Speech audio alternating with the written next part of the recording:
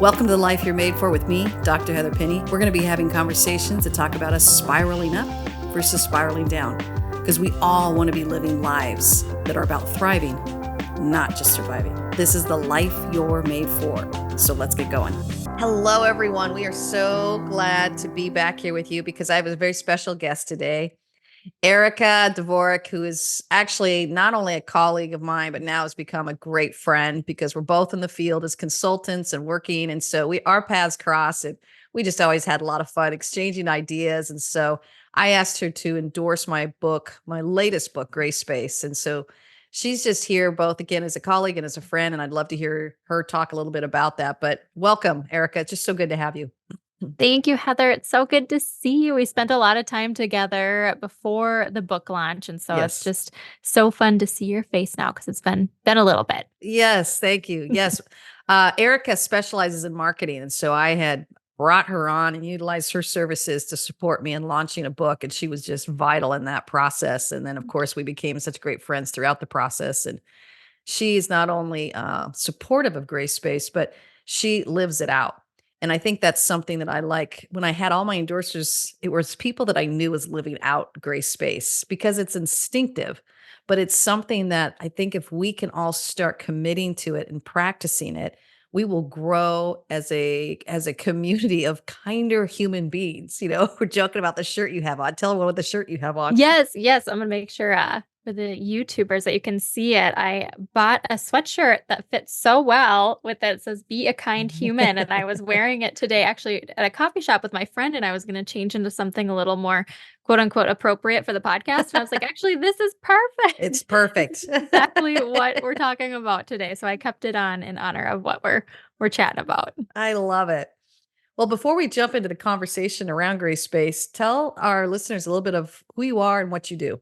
Yeah, so Erica Dvorak, and I am the founder and creative director of Faith and Gather. And I help Christian women just really live faith inspired lives and help live out their faith in every area of their life. And so I have a podcast called the Faith Inspired Podcast. That's a weekly interview style podcast, which I have to say it's changing a little bit as businesses do. And so when you're hearing this, it might be more of like a community collaboration podcast. I don't know. God's got it in his hands. And so I'm letting it go to him. But it is a wonderful podcast that I love to share real life stories and talk about business, faith, and life, and just those God-sized dreams that people have and Mhm. what life looks like as you're pursuing those dreams. And so it's Mm, been a really fun project that I've been working on for 3 years now. And then mm, Faith and Gather, I have a Christian women community as mm, well that's free to all to join and to be able to communicate and do life with one mm, another and really build mm, each other up as we're pursuing those God-sized dreams.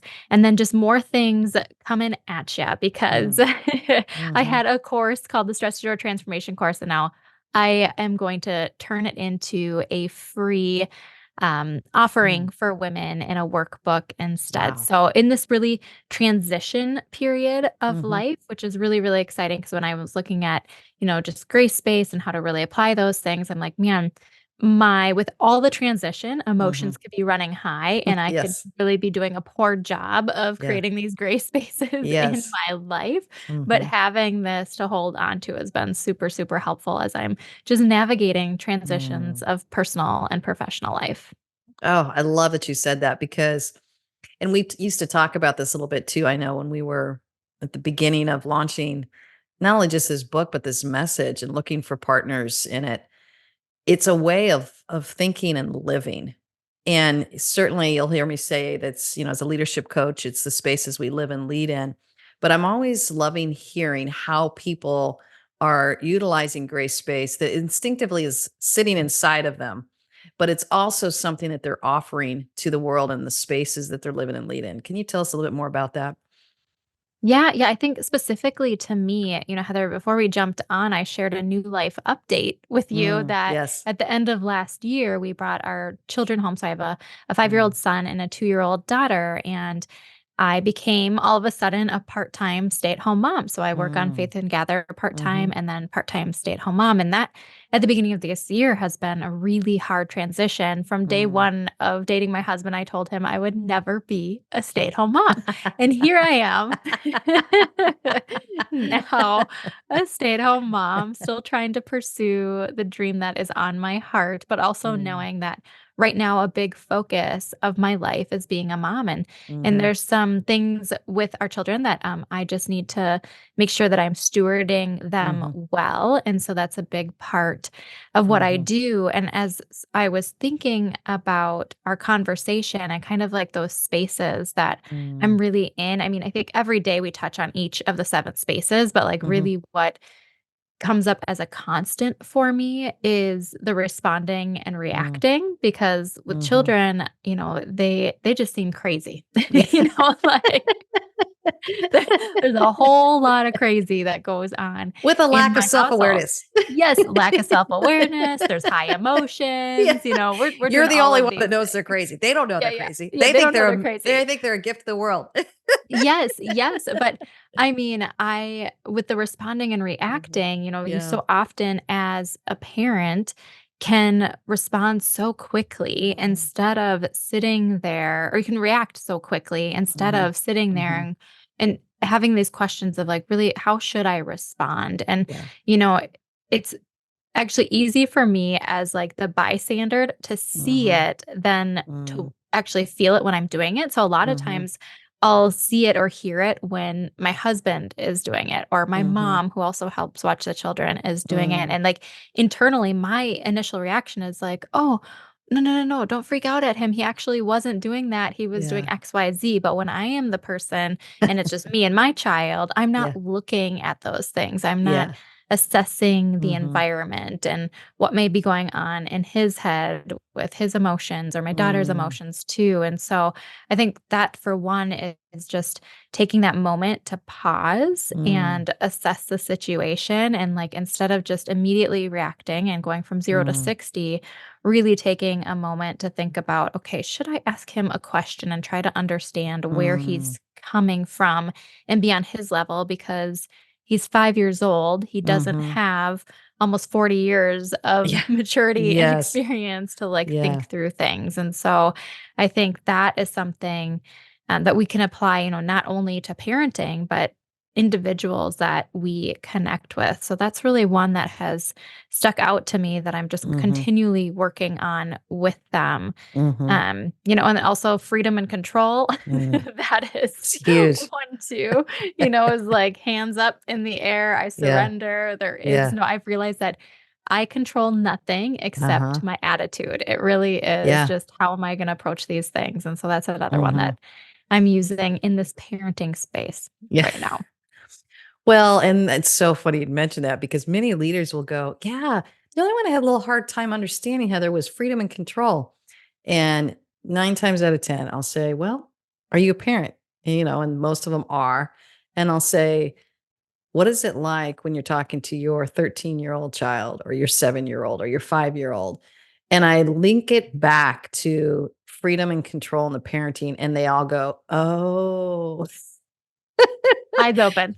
Yes, huge light bulb moment, paradigm shift, and it's like the same thing we're doing in the workplace, which is, are we trusting our employees? Are we trying to micromanage them or control them? Are we trusting the process? Are we trusting the ability for a collective clarity to come to the situation together? Are we trying to control it, which is usually going back to a sense of ego, right? I can't fail. It's on me. Can't look bad, or I can't disappoint my superiors, or whatever it is, which is the same thing we're doing in parenting. These children are a reflection of ourselves, and how they behave is a reflection of our parenting, and so therefore we can move into control because it's then connected to the ego. And I think that's something that I think, as you're talking about that, I love that, and I love hearing you apply it to the parenting space. Yeah, and I think too what I've realized recently is that a lot of and this is with anything in life, not Mm. just parenting, but that is the house I am in right now, Yes. figuratively and Uh-huh. literally.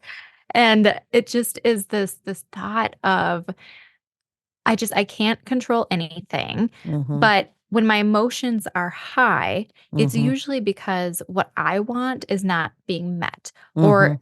whoever I'm communicating with or Mhm. in a situation with is doing the opposite of my desired outcome. And Mm. just really thinking through that whole, like, we talk about emotional intelligence, like what, Mhm. why am I having Mhm. these emotions? How can I react? And I go back to this question of like, why do I actually feel this way? And it goes to Mm.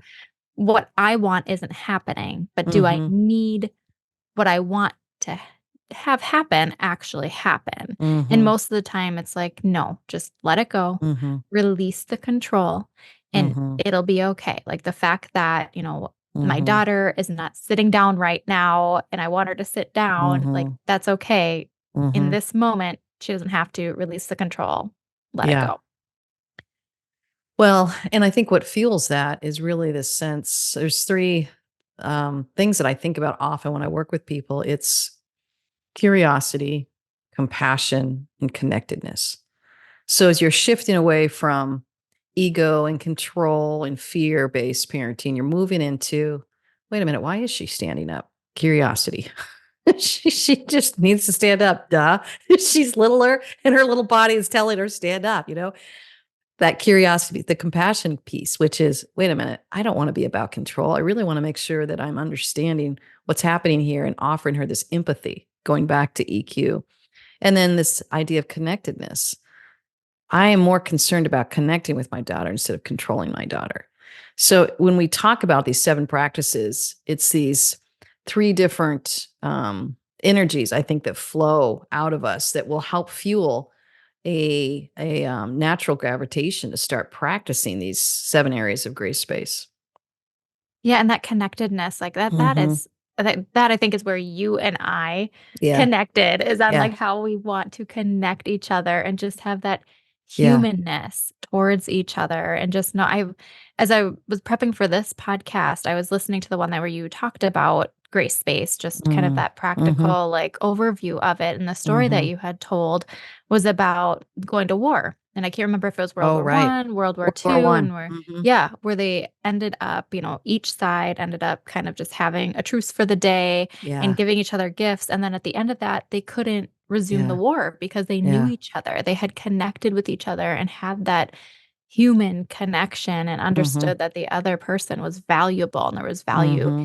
in that other being. And I just Mm-hmm. like that for me was like, whoa. It was Yeah. just like a light bulb went Yeah. off, and it was like Yeah. this heaviness of like, wow, like that is the reality of life, and that's what this grace Mhm. space method is like all about, is that we Mhm. just have to realize that we are each humans and we each Mhm. come with value, and like how do we actually connect with one another and be able Mhm. to see each other for Mhm. who we are, even if I think especially in today's world there is so Mhm. much on like the political climate and all these differing Mhm. views. I'm a woman of faith, and so a lot of times Mhm. people views of the world come up against with things that I believe, and just being able Mhm. to connect with other people and just say Yeah. like, I'm a human, you're a human. We may not have the same ideas and belief system or whatever it is, but Mhm. I want to connect with you because I care about you and I want to get to know you on a deeper level than a surface level. And so I Mhm. think grace space really allows us to go through that Mhm. process and really have it so when we are, you had Mhm. said, throwing each other gifts instead of grenades, and I Yes. was like, "Yes, that is Yeah. so incredibly beautiful." So, like, how can we throw Mhm. gifts instead Mhm. of grenades at each other? Yeah, and for those of you that haven't read the book yet, I opened the book up with this scenario of World War One, where the French and the Allies are on one side, and the English, and then the Germans on the other side, and it's right nearing Christmas, and one soldier just started lighting a Christmas tree, and then a couple days before Christmas, and then it moved into the actual day of Christmas. They're out in the middle of the field exchanging gifts and singing Silent Night. And I always wondered, who is that one person who started recognizing there's a connection here? And then I go, if they can figure that out on a battlefield where they are trained to literally kill their opponents, how much more can we figure that out in today's world? And in the political arena, the theological arena, the professional arena, the parenting arena, all these places where we're starting to lob grenades back and forth at each other, when in reality, we can remember that we're all connected here. So someone just was some soldier, God bless him. He was like, I'm over this. It's I know, and he Christmas and we all want to be home. I'm just going to start singing Silent Night. I'm going to start throwing gifts over. Yeah, yeah, and you said started it with, like, that just the Christmas tree was up, and maybe he Yeah. wasn't even thinking about the fact for the other people, he was Yeah. just doing something, putting up a Christmas tree that Right. his team really resonated Yeah. with, when the other team probably saw it and thought, "Oh, Yeah. like, that I can resonate with that too." And Right. so just, like, I mean, it might have been a totally unintentional Yes. uniting at Yeah. first, Yeah. but the fact that, like, they saw the Christmas tree and were like, "Oh, you're like me," that Yeah. takes everything kind of, off the table, and it's like, "Okay, let's just start over again and Exactly. figure this thing out." Yeah, to the point where, they had to, on December 26th, they had to bring in fresh troops because they refused to shoot at each other. They Yeah, started shooting over each other's head. which duh, I had read that and you had said that, I was like, "Of course, like, there Yeah. is no way I could have ever done that." After Yeah. you meet somebody, it's like I think about a lot of times if you are so true honesty, I have a little bit, like, of, a lead foot on when I'm driving, and, like, it's just Yeah, I hear you. I tell people, and I feel bad even saying it, but Yes. sometimes I lose my Jesus behind the wheel because, like, I get in the car and I'm like, "I gotta get to my place, like, Uh-huh. get out of the way." And, like, I Mm. get upset at the people in front of me. Well, Yeah. I've always thought, like, well, what if I was super upset at somebody Yeah. driving on the road and then we pulled into a gas station together and they get out and it's like my best friend, or Oh, it's like, yeah. somebody that you automatically start a conversation with and connect Yeah. with. You're no longer mad at them for what they were Yes. doing on the road and them driving, 30 and a 60 or whatever it is. You're Right. like, "Oh." And then the next time that would happen again, you'd just be like, "Oh, well, Sally, there she is again, driving Yeah. 30 and a 60." Like, instead of me saying a few words behind the wheel and trying Yes. to, move around. Yeah, and what I've found with people is that once they begin to understand they have that split second to make a choice, most people are choosing a better choice. It's Mhm, just we're not taking that minute to say, "Wait a minute, I can react to this driver who just cut me off, and frankly, I have the right to."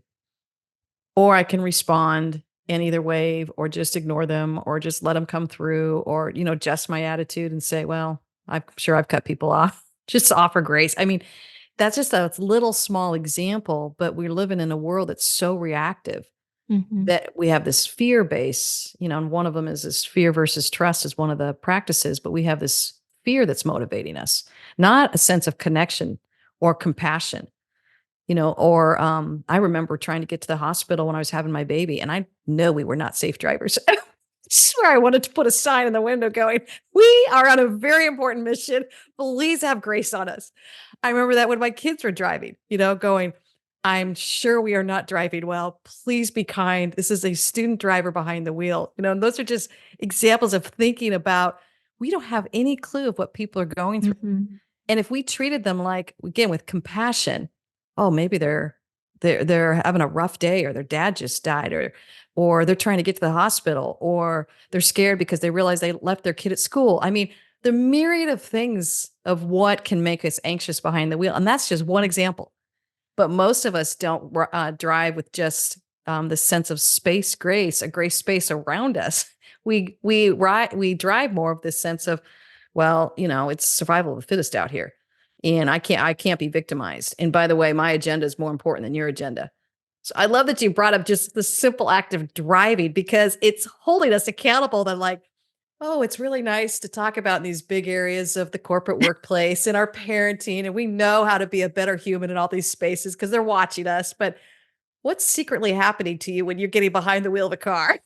Totally, totally, like, people see Erica, who really is, like, my true Yeah, Erica in the everyday, yeah, but why is it when I get behind the wheel that I turn into somebody else where I'm continually having to yeah, apologize to God for, like, what I'm saying, yeah, I'm like, I'm yes, sorry, like, please forgive me, like, I yes, didn't mean to think those things, say those things," and it's because I think as for me personally, I am faced with those things constantly and Yeah. not having control of who's in front of me and when I'm going to get there and all those things. I'm dealing with all these issues that are Yeah. within gray space on the road Yeah. of different personality types and people and how they like Yeah. to drive and, that don't fit with what I want and communication style, even though we're not Yeah. really communicating, but like the way you Yeah. drive and the way you allow Yeah. me to get in the other lane or Yeah. not, like that's communicating a lot to me. And so, Right. coming up with these biases of people Yeah.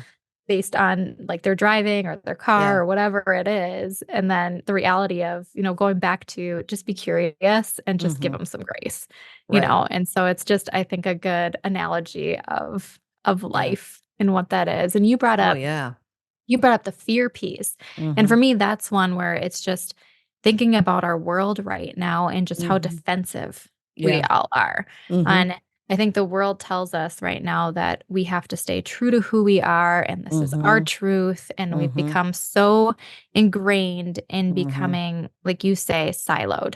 And I Mm-hmm. think I picture like a rock or something just so stiff that it's just Mm-hmm. like you can't penetrate it because this is who I am, and if you tell me anything Mm-hmm. different, then, that's going to offend me or intrude on who I am. And that's not it. I mean, you mention it all the time that, Mm-hmm. you have your own beliefs, but you are so open to hearing, and this is Mm-hmm. not even faith related, just beliefs of Mm-hmm. life and could be values, morals, it could just be your Mm-hmm. thoughts on a project, whatever it is. But like Mm-hmm. you have your own stance on something. Mm-hmm. And to be open to that, because Mm-hmm. if somebody has an objective thought, that's not going to get anybody anywhere. Mm-hmm. We're not going to have that connection. We're not going to be able to build that bridge. We're Mm-hmm. just constantly going to stay in these silos because we're so Mm-hmm. fearful of what other people believe and think because we've been so Mm-hmm. wired to be all like Mm-hmm. true to our identity, which is fine. We can Mm-hmm. remain true to our identity. I don't have to change my Mm-hmm. identity and who I am and what I believe because you Mm-hmm. believe something different.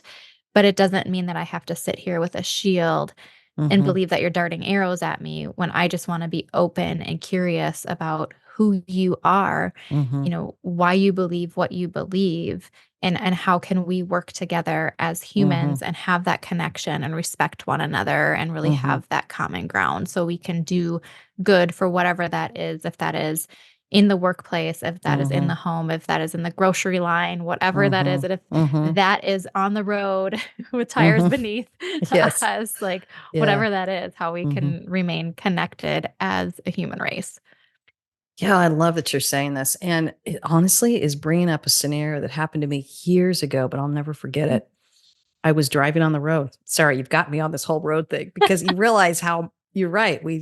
If we could practice those 7 gray spaces practices in the car and on the road, what a different community our world would be. But I remember this guy cut me off and it was dangerous. He almost caused an accident.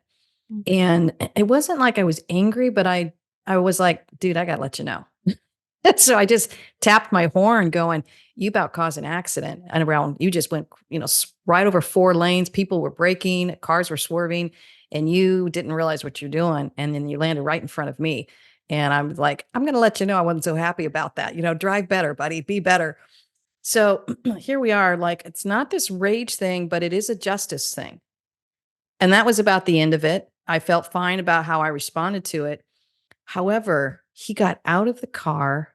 He turned around to me and started bowing and waving his hand like he was just severely sorry and apologizing to me. I'll never forget that. And I just, all of a sudden, you talk about compassion, it just poured over me. And I just waved and smiled at him and realized he had made a very bad mistake in his driving and he was trying to repair it and make it right. Fortunately, we were at a stoplight. I'm like, just get back in the car, man. You're making me nervous. You're totally forgiven.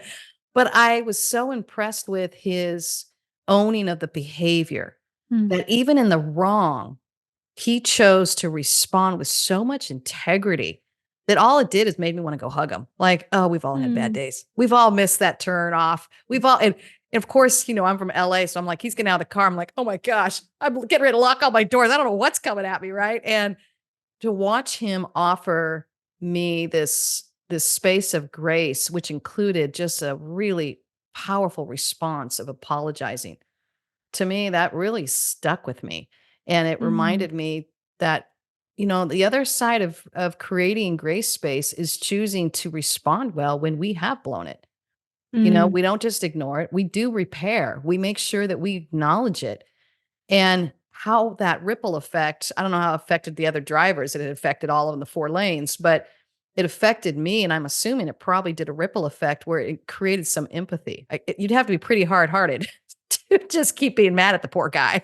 He realized he'd blown it, and he was trying to make repairs with us in the middle of this road, and I was so impressed with his response to that, I never forgot that, and that was a reminder to me that, again, when we've done wrong, part of that is fully owning that. That's also a way that we cultivate grace space around us.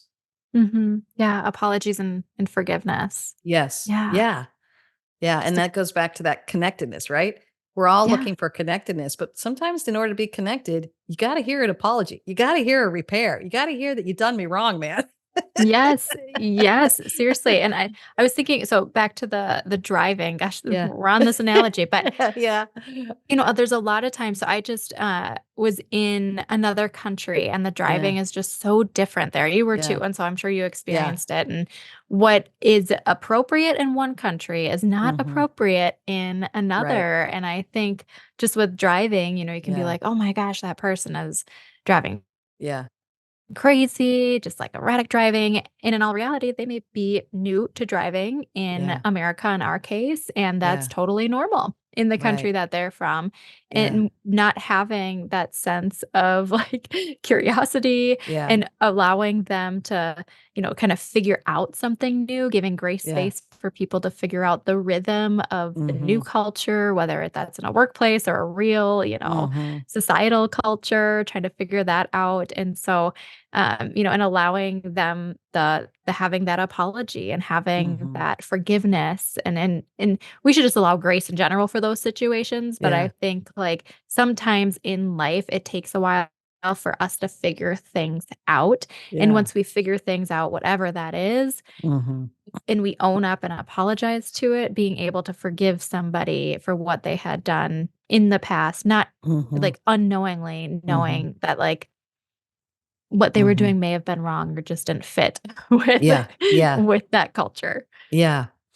Yeah, I love that, and even, you mentioned earlier, I guess switching gears a little bit, I'm thinking about when we are transitioning and changing in life, how important grace is a part of that, and you mentioned Mhm. earlier that you were in a significant place of transition. I mean, you came from a Fortune 500 company, working with them, starting your Yep. own business, declaring you would never have kids, and now you're home trying to navigate, it sounds like both full-time parent and your company. I mean, is this a little bit of Yeah. the space you find yourself in? Yeah, yeah, 100%. So 100%. My Yeah, background is in corporate America. And so yeah. 5 years ago, I was in corporate America working 60 plus hours a week, high stress job. And I decided to jump from that and had a part time position, which was wonderful. And then I was called to do Faith and Gather full time. Mhm, And then just navigating all of that. And then because I own my own business, it's easier to be flexible. And so when mhm, it came apparent to us that we needed to bring our kids home at the end of the last year, it was like, okay, well, I'll be able to figure this mhm, out. I'll work earlier mhm. mornings and work maybe at nights, and we'll just figure out my days. And so we've been able to do that. But there's been a lot of Mm, transition in my life. And I had actually at the beginning of the new year started my Christian entrepreneur community for Faith and Gather, and I had to put it mm, on pause after the 3rd month because it was just too much mm, navigating being a stay-at-home mom. And also, we realized that it didn't fit the lifestyle that I was creating, nor did it fit where I felt like my skills should be and where I want to mhm, take the company. And mhm, so I had to go to the members. There was about 20 women already a part of this community and just ask for their grace and mm, ask for their forgiveness and their patience and me trying to figure out this whole mm, new life thing. mhm, And that took for me talk about like humility and like Mhm. really going to them and Yeah. saying like, "Hey, I'm just trying to figure this out." And the whole community wrapped their arms around me and was like, "Absolutely, Of course. Erica, do what you need to do." Like Yeah. that was a community I was building where people like that. So I'm Yeah. so grateful that that Mhm. was the response that I received. But had Mhm. they not had grace towards me in that transition, that would have made it really hard. It's Mhm. already hard enough, quote unquote, sacrificing things that I Mhm. want to do right now in life just so that I can step up in a different role of my Mhm. life. But being able to have that support was Mhm. incredibly valuable for me Mhm. in that time and actually gave me the encouragement I needed and that Mhm. confidence that I needed to continue to do what I felt was right in my heart for Mm. my family, Mhm. myself, and just professionally for the Mhm. business moving forward. And so now with that transition, I've just made it a free community and I'm Mm. refunding the women who had become founders Mhm. of the community and just moving forward with that. But to have that Mm. that grace gave me just so much peace Mhm. and just yeah, confidence to move forward. So yeah, transitions for Mhm. sure. I feel like Mhm. that's been my past 5 years have been one Mhm. transition after next. But I would say this has been Mhm. the biggest one of just laying things down and Mm. going where I'm being called. Well, it's so powerful. I'm glad you mentioned that, especially for everyone out there starting their own companies or owning their own companies and the entrepreneurs that are listening to the space. Man, the twists and turns that come at us. Mm. And I think you and I are a little similar that we are high achievers. So I think once in a while we might overreach, huh, Erica? Mhm. Mhm, mhm. Yep. Sounds about right. And then learning how to own that. And again, I'm learning the gift. Most people say it's okay. It's okay. Mhm. They just need to hear us own it. It reminds me of the guy getting out of his car and just bowing to me. And you could see just non-verbally asking for an apology. Are you kidding me? I freely gave it. And I think that's what people naturally love doing. Mhm. We then have a hard time doing giving it to ourselves. But boy, when they give it to us, it makes us go, you're right. I can let myself off the hook. I'm allowed to make mistakes. I'm allowed to not get it the first time. I'm allowed to have a learning curve. I mean, there's things I have to tell myself in order to go and own it appropriately and not just power through and destroy and probably make the lives miserable of anyone we live with because we are determined to keep our word. We're not Yes. offering grace to ourselves, which again, that ripple effect going out, we think we're only doing it to ourselves. We're harming everyone. And even ultimately your members, there would probably be they'd pick up on it, either a subtle intensity or anxiety or even resentment, growing resentment. I mean, people pick up on that when we're not authentically able to give freely. Yeah, absolutely. And it goes back to giving grace to Mhm. ourselves first. If we Yeah. don't have that, and I think that that's something that we're learning every Yeah. time that I go through an experience or situation, just like with the community, that reminds me next time, Mhm. because there will be a next time when you get Yeah. yourself into a bind and Yes. need to give yourself grace or Yeah. whatever it is in life because we're human and we fail and we do things and take Mhm. risks and all of that to remind myself, like, Erica, just take a moment, take a breath, give yourself grace, and just Mhm. kind of have that sense of humility. And just, Mhm. I think not everybody's going to get it. Mhm. Unfortunately, in this world, not everyone's going to understand grace space and the principles, the different practices Mhm. of it. But we can find our community that does, and we can wrap Mhm. ourselves around that community and keep going back to it. And if you are a leader, like, you create that culture and you create that Mhm. environment, and that becomes, I think, very contagious. But I think at the core of us, Mhm. most people would rally around grace Mhm. space. We do wanna help each other when it Mhm. is in times of need. People just, I mean, Mhm. it doesn't matter what you believe. If somebody needs something and they don't even know you, like if there was a Mhm. car accident, you got hit by a car, people would run to help Mhm. you and they could care less about anything about you. Just Mhm. the fact that you are a human and they are a Mhm. human and they want to help you. And that's it. And so having just this Mhm. grace to support each other in a community is incredible. Right, we forget that everybody is dealing with some sort of crisis, or has dealt with it, or some even brokenheartedness. We just Mhm. forget life is so hard on humans. And Mhm. we forget that. And I think if we treated everyone with they're dealing with either a broken heart or crisis or trauma or sadness or just today was just difficult. I mean, how much kinder we would be to one another if we started Mhm.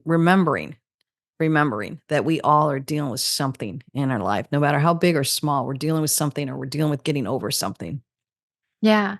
Yeah, I just actually did, a talk with a group of women about how to find hope in pain and suffering, and Mm, part of what I was talking about, and it just resonated, everyone that came up with me was like, "We all have pain and suffering. We all yeah. do." Not Yep. one of us escapes this life without Mhm. some kind of pain. Some may have less than others, but we all experience it Mhm. physically, emotionally, whatever that may be for you, but we Mhm. all experience it. And to know that, I think what's beautiful, again, you and I went to just different countries around the same Yeah. time.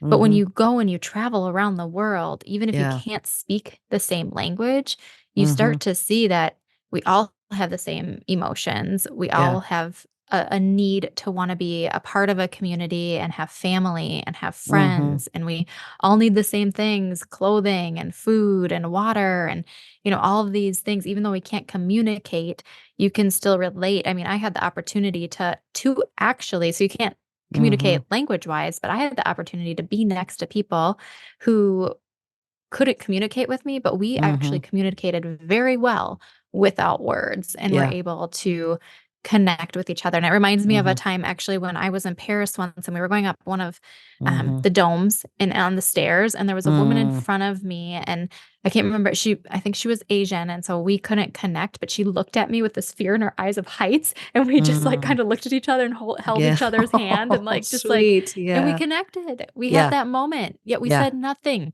to each Yeah. other, Nothing. but we Yeah. had that Yeah. emotional connection there. And so just to, yeah, Mhm. remember that we're all going through something. We all have the Mhm. same emotions. Like, Mhm. let's take down those walls, let's break down Mhm. those silos.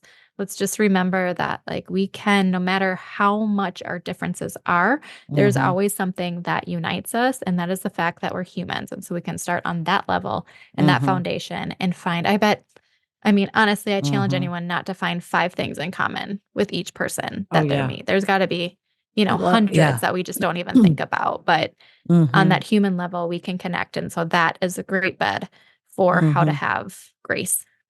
Oh, I love that.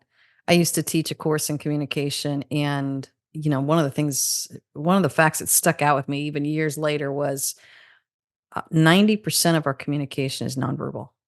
Mm, 90%. When they started researching that, but I found that rather encouraging because it just reminded us that all of humanity, we don't need to have the barriers that we think that are barriers.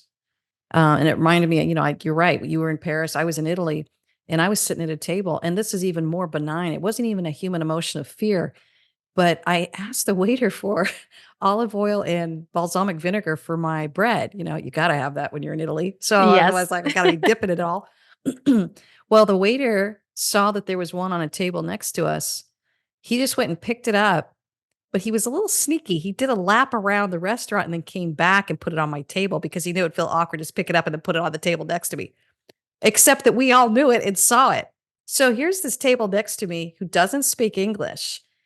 And then all of a sudden I saw them getting mad. Like, he just took our olive oil and vinegar and just gave it to them next to them. And I could see that they were talking in a different language of like, what the heck, man? That was our oil, olive oil and vinegar. And so I That's just funny. started laughing. And I looked at them and I scooted it all the way over the edge. And I was like, we can share, don't worry. And then they went from anger and frustration at this waiter to just started laughing, going, thanks so much. You know? And we spoke no language, but it began a funny little joke between us throughout the dinner. Then as we get up, they were trying to talk to us in, of course, I'm lame in Italian and French, so I was no help, and found myself resisting the urge to slip into Spanish because that was the only thing I am bilingual in. Bilingual. I can do a little bit of Spanish in it. So it was just such a funny conversation. And toward the end, he just put his hand on my shoulder and just kept patting me and then he Mm, walked off. And I just thought, what a funny little exchange over a funny little thing of oil and mhm, vinegar. And mhm. yet it felt respectful. It felt humane and going after like no, I'm just going to choose connectedness with them because that wasn't fair. Yeah. They just got it ripped off their table, put on my table. And I wanted them to know I saw that and I cared. And don't worry, we'll share. It wasn't a survival of the fittest of who gets to have the oil and vinegar on their table for the restaurant and me going, ha ha ha, I got it. You did it. The opposite of gray space. So just little things like that when we're looking for it and when it's hitting me, even just writing this book. And you know me, I write all my books for me because it's how I'm trying to work through life. So I practiced these practices many years Yep. before the book even came out. So I've been very conscious of what does gray space look like, whether we're in a car or in the corporate space or as a parent or A at a restaurant. restaurant in Italy sharing my oil and vinegar. And I think just living with that question of how do I carry my gray space around with me? How do I Mhm. offer gifts, not grenades? Mhm. How am I just living out gray space? And you'd be surprised, listeners. And to Erica's point, I want to challenge you as well. Find it. Find 5 people that you can connect with. They are out there. And when I started thinking more that way, it wasn't the dramatic spaces. It was these little small spaces, like at restaurants.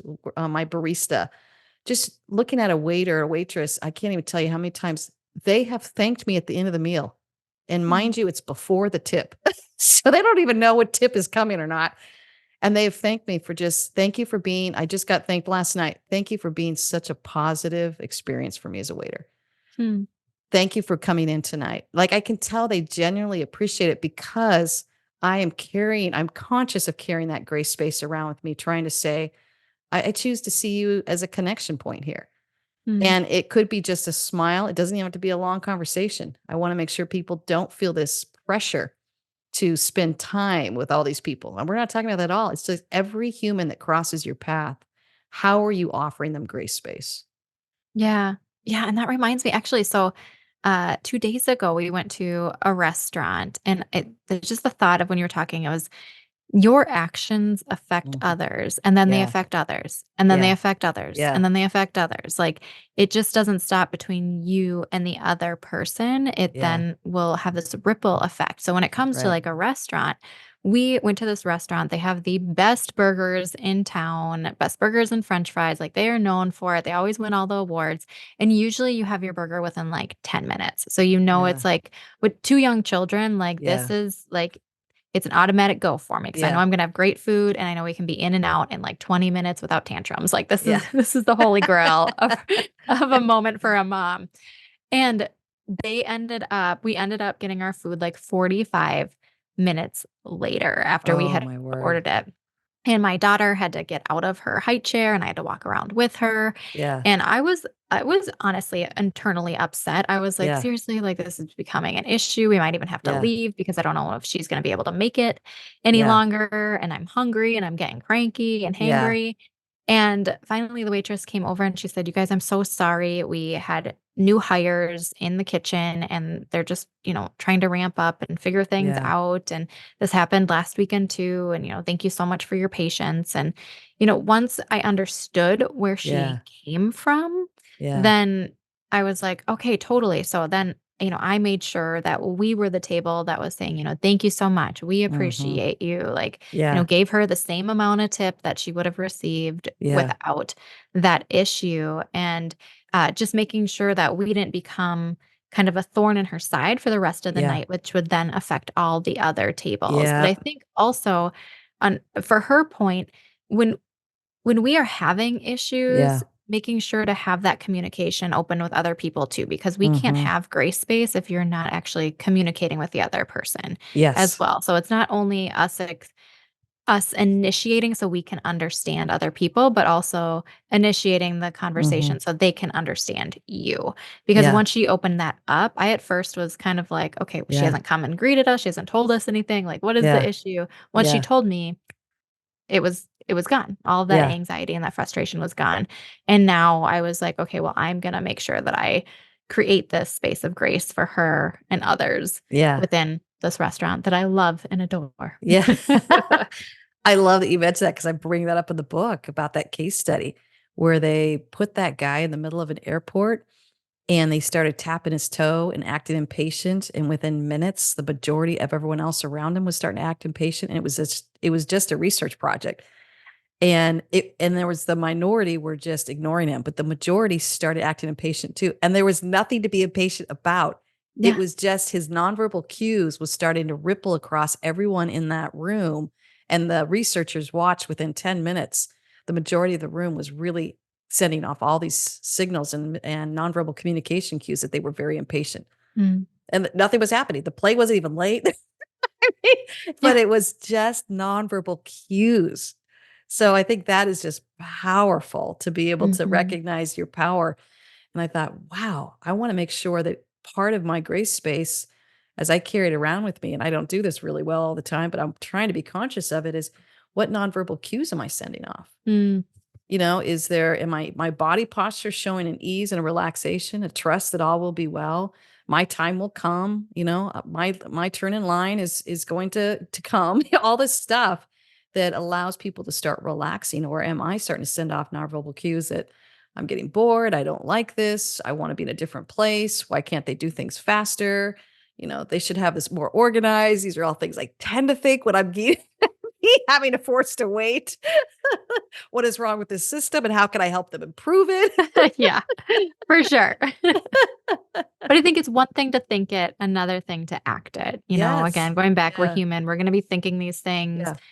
It's just another thing to take that pause and actually act on it. And Right. yeah, just man, we affect the size, the eye Yeah. rolls, the whatever it is Yeah. of body language that is Yeah. very infectious. And it's easy to roll off your back if it's just done a couple times, but like you Mhm. said, he was in the room at an airport for Yeah. 10 minutes. If you're Yeah. constantly getting that for 10 minutes, then you're going Yeah. to start to feel agitated too, and you're going to start it's contagious. It's Your attitudes contagious. are contagious, and so let's just Mhm. watch out for those, just like those little viruses. Yeah, exactly, exactly, and you don't wanna be, patient 0 where you're the one starting it all, huh? Yes, exactly. You had mentioned that grace space starts with yourself, and I love that you recognize that because to be authentic leaders in any place that we're living and leading in, we cannot authentically show up unless we've done our own work and have our own self-awareness. As you looked at those 7 practices, and I love that you highlighted this is not about perfection, and I always say this all the time. That's why I call them practices. It's something we're always practicing, but it's not something we will always perfect. It's just remembering that this is something we get to continuously be mindful of. But as you look at those 7, which is one that really stood out to you that you realized it was a challenge to offer to yourself? Oh, man. Wow. I think any of them, Mhm. depending on the day, Yeah. honestly. I think we all go through that. Mhm. A lot of us have these exteriors that seem Mhm. very confident, but Mhm. inside, I think we all have a little bit of that imposter syndrome or Mhm. just a little bit of questioning of our value and our worth and, Mhm. all of that. And so I think at any given time, I could really be doing any of these Mm. to myself. I think for me, it would probably be destructive communication that I Mm. need to work on. I think Mhm. I am my worst critic. I am very Mhm. much, like you had said, an overachiever, type Mhm. A. Excellence is my bar. And Mm. even beyond excellence is my bar. I had Mhm. someone say this to me once. It was a coach that I was working with, and she was like, Erica, your 100% is somebody else's 150%. So if you Mm. just lower the bar to like 70%, you're good. You're And good. that was really that was That's like great. really hard for Yeah. me to take because Yeah. I'm like, "What? Not 100%?" Yeah. That just I can't do that. It doesn't feel right. Mhm. But really, like, I'm operating at 150% level, so I can Mm. lower the bar to Mhm. 70% there and just be okay with that. And so Mhm. I have to deal a lot with the destructive Mhm. communication and really um talking myself off a ledge and Mhm. empowering myself, which is funny because that's what I do for a living is Yeah. I empower other women with their Yeah. lives and really, make them believe that they can achieve that big Mhm. dream that they Mhm. have. But I think a lot of times, those that can't do teach.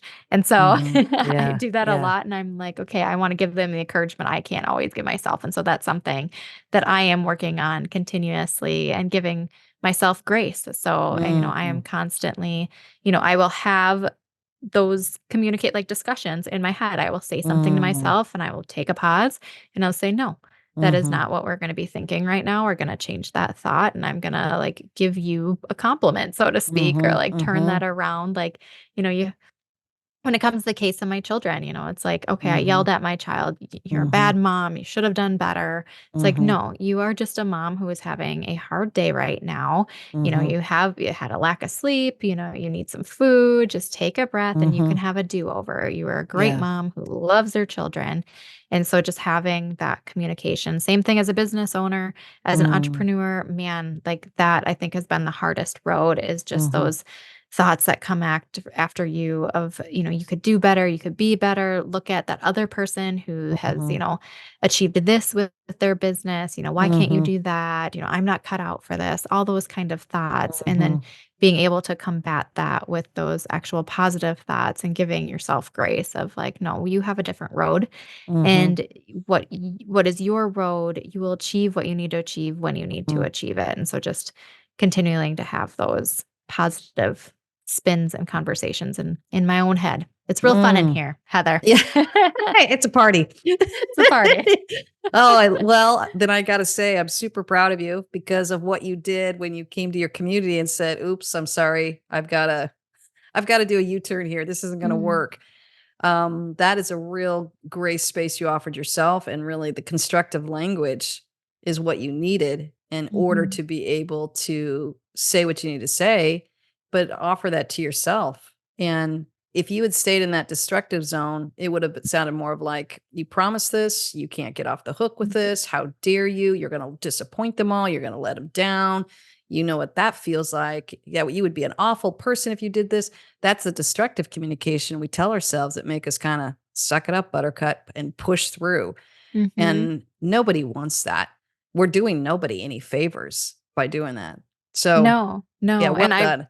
thank you. Thank you, I Mhm. appreciate that, and yeah, I mean, my family would have been affected by Yeah, that, my health would have been affected by that, just so yeah. many different aspects, and so, yeah, just Uh, grace. Grace, grace, Grace. grace. Yeah. Blanket yourself in grace. Yes. Well, as we wrap up, what is some encouragement you want to offer our listeners that are taking this in and absorbing it and understanding that gray space is a way to live? What would be some encouragement you want to offer them? Yeah, I think, there's 7 different practices to Mhm. it, and I think if you're like me, an overachiever, type A, you're gonna wanna get them all right now, and I think it's just taking, knowing what they are, Mhm. know the overview of them all, but then focusing on one area, whether that's in a Mhm. day or a week or a month, and really, like, those little improvements. There's 52 weeks in a year, so if you just, Mhm. did it, one a week and you just did it over and over again, there would be a ton of improvement by the end of the year, and Mm. just reducing that stress, giving yourself Mhm. grace to do grace space Mhm. and help grow through these because Mm. you're gonna you're gonna just not be perfect at it, and Yeah. that's okay. It's a practice, like you said. So Mhm. just continue to practice it, and Mm. each day you will grow in more grace for yourself and Mhm. for others. And then just a year from now, there'll be so much beauty that comes Mhm. from that. And you'll see it in your professional life, you'll see it in your Mhm. personal life, and you'll just see it, with you internally too. Yeah. I love that you said that, and it made me think of this in our working relationship and our friendship. You'll start attracting that. I think we Mhm. instinctively knew, "Hey, we're people of grace. Make no mistake, we're achievers. We get the job done." But it's not gonna cost you our relationship and our Mhm. connectedness. And, as we worked together and got to know each other, I just instinctively felt we could do oopsies and say, "Oops, I thought this," or "Wait, oh, wait a minute, can we talk about this?" And there was just always grace there. And I think that's encouragement too. I would tell people when you offer it, you're going to attract it. You're going to Yeah. have a huge community around you. And because this is an intentional way of living and the way that I like to actually talk about it, the people in my life are so rich. I mean, they know exactly who you are and what you're offering. And those are the people that want to stay. The people that don't want it aren't staying.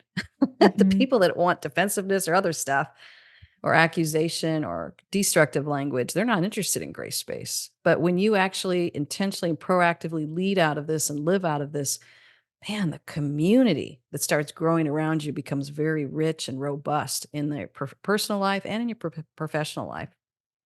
And I think it's a real community because you and I, Yeah. Heather, we actually had, like, a big oopsie when we were working with each other that I wasn't sure if could I have. could bring that up. Yeah. Yeah, yeah, yeah. No, no, no, we don't have to talk about it, but we Yeah. did. We had Yeah. something that could have caused a big issue between the Yeah. 2 of us, and if we were operating in, like, a non-grace space Uh-huh. environment, it could have been a big issue. Yes. But it Yes. wasn't, and it actually Yeah. strengthened our bond with each other, Yep. and I have so much respect for you now, and I think Mhm. you feel the same way about Totally. me, and I would always recommend people to work with Yes. you and connect with you Yeah. because we were able to work through what it was and come to a common ground and an Right. understanding and, respect for one Mhm. another through something Mhm. that could have been really ugly if we didn't Oh, have yeah. Yeah. this approach and the mindset. And Yeah. so I think a lot of times Yeah. when people look at the world and they're like, "Ah, Mhm. that ego is involved and they're so defensive and like, you're Yeah. not going to get to me." Like you're going to create this false sense of community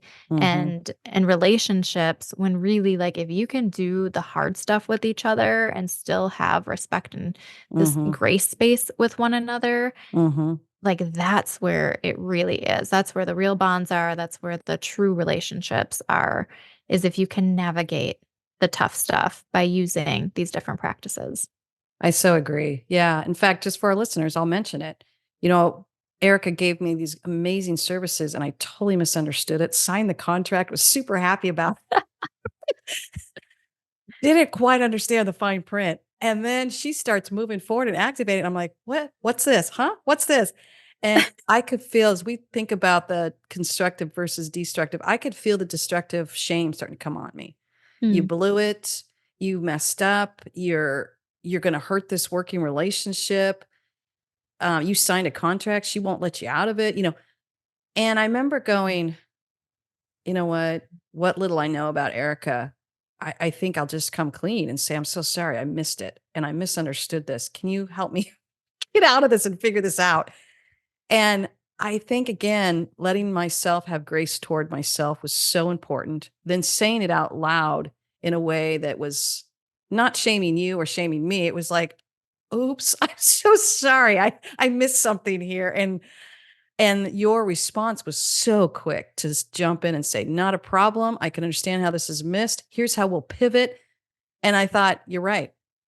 Now my respect level was here just because you were new and it went to a 10, went from a 7 to a 10. And I was like, I will always feel an ease with partnering with her because she lets me have oopsies. I'm going to let her have oopsies and we're going to fully own it. Part of that grace space is still fully taking responsibility for where we took a wrong turn and owning it and saying, I took a wrong turn here. I misunderstood something. Can you help me get out of this conundrum that I got myself into? And letting ourselves have that grace-filled conversation. I think that it only makes relationships stronger and it's built then on grace, not fear, intimidation, or these other things that really break down a relationship that honestly you don't want to be a part of. yeah, yeah, and I so appreciated the way you Yeah. approached it because on my end, there were things too, like, "Oh my gosh, did I not communicate this right?" And I Mhm. will say, we were communicating fabulously. We were just, like, on parallel levels, like, we weren't on the same level, we were Yeah. communicating like, if somebody was listening to our conversations, they would be like, "Where did the miscommunication go? You guys were, We like, were amazing totally you were in our own amazing at reality. communications in our own reality, in our own level, just plain Yeah. side, one on Yeah. top of the other, just not actually on that same path." Yeah. And so, I had to take responsibility too for Mhm. where the miscommunication may have been, and so we, each owned up to Yeah. our areas of miscommunication and work together to get Right. something that I think was really beneficial for both of us. And Right. I just knowing the world, especially in the marketing communications world and the Mhm. agency world, and Mhm. knowing clients and clients that friends have worked on before, like that could have Mhm. been a really ugly situation, It could have. Yeah. on both ends. Both ends. Either Yeah. one of us could Yeah. have, had some anger and animosity, and Right. things could have gotten dicey. But what what an awesome moment that we were working Yeah. on Gray Space and we're Wasn't able to it? really like use those practices as we navigated that tough situation. And it wasn't even tough, honestly. It was No. uncomfortable. Yeah, It and was like, it was confusing. Yeah. uncomfortable and Mhm. confusing. We're like, wait, Yeah. where did this go? Right. Where did it go awry? Um, Right. I still Yes. don't even know, Heather, but we made it I don't work. even I don't care because No. again, the situation, the emphasis, and I guess is what I want people to hear. Our Yeah. emphasis was not on justice and fairness. Yeah. It makes me think of the practice connection versus protection. You weren't trying to protect your rights. Mm-mm. I wasn't trying to protect my rights. We shifted and pivoted away from any of that and said, no, no, I'm choosing connection. Yeah. You're choosing connection. And so then it got to be a real strong collective clarity of how we remedy this situation for a win-win. Mm-hmm. And there, I don't feel like either one of us took the loss. I think we both said, oh, here's what I'll need. Okay, here's what I need, Yeah. because we were so caring of that connection versus the protection. And I've worked with people where all of a sudden they're just protecting their Yeah. contract, their services, their reality of what happened. And now the battle's on because Mm-hmm. it's swift, it's shifted away from a sense of connecting with the other human in front of you to a Yeah. commitment of win-win, and it's moved into this hierarchy where, well, only one's going to win out of this. And I either have to take them on or walk away. It's now just a very limited option versus when our focus is on connection. You talk about gray space. Neither of us were focused on protecting. We were focused on connecting. And I think that's a really important practice in gray space that will help us not only be kinder, but be more intelligent for how we can get to these win-win spaces. Neither one of us wants to see anyone lose. And Mm-hmm. I think that's the epitome of gray space. Nor are we willing to take the whole loss. We are saying, wait a minute, we care about whoever is in this situation enough to say, how do we connect and how do we get to a result that makes everybody happy? Yeah. Oh, beautiful. Beautiful. Well, thank you so much for being on my show today and just talking with me. And it took all these twists and turns that I didn't think it was going to take, but I had so much fun. Had so much fun following it. Yeah, me too. I love it. I love it. That's the way it works. You get the two of us together, we're going places. That's for sure, man. Well, thank you, everyone. We are cheering you on. Eric and I love just seeing you all succeed. And I know that's what Yeah. she does in her work. And Erica, where can they find you if they want to work with you and employ you with your services? Sure, sure. I don't know if you can hear, but we're having a major thunderstorm above No, me. we So, can't hear okay, anything. perfect, Oh, perfect. yeah. So you can connect with me at faithandgather.com, and that has all the different things that are going on. Like I said, I'm in a transition period. So that will be like that fail safe that is like right there. You know Hmm. exactly what I am offering at that time. You can find me on all of the social media platforms at Faith and Gather. So it's Faith and then AND Gather. Mm, And yeah, like I said, just do the website. I think the best way to really get at the heart of what I do and the mission behind Faith and Gather is by joining the email list. And so mm, when you hop on line and you go to faithandgather.com, there should be a box that pops up and you can go ahead and sign up there. That is really where you get all of me and Erica and my honesty, vulnerability, and just mm. what is happening with Faith and Gather. So would love to have you a part of the community. Perfect. Thank you. I am a part of that community. I get to see that. And I just, it's great to see what your authentic voice out in that world. And so, I'm cheering you on and I'm behind you 100% too. Thank you. Same here. Same here, same here. Well, thank you so much, friends. We are cheering you on and we thank you for joining us in Grace Space. I know it's so intuitive and I just can't wait to hear more and more stories of how you are modeling that and how you are inviting people to join you in it. Take care, everyone. Thanks for joining us. We had such a great time today, and obviously we are all stepping into this life that we're made for, but isn't it nice to have a little bit of support along the way? If you want to find out more about the life that you're made for, come find me at heatherpenny.com. Go ahead and subscribe, give us a review. That really helps us out and helps spread the word. You get to step into the life that you're made for. Cheering you on.